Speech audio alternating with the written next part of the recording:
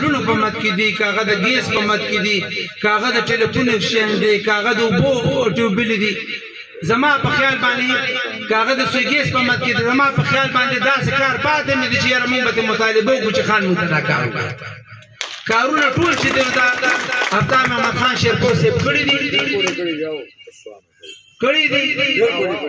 بس چې تاسو یې منئ دا خو بیا نور هم خبره ده.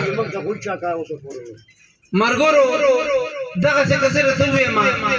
او د نوکرانو ووایم چې څونه کسان هغه نوکران کړي دي او نومونه یې وایم دا کسان به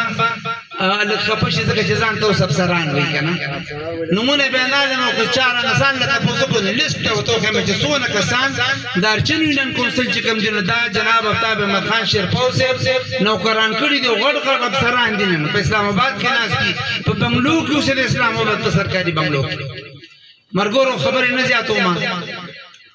په دې جمع جرګه کې د دې کسانو پر اتک باندې عنایت الرحمن شفقت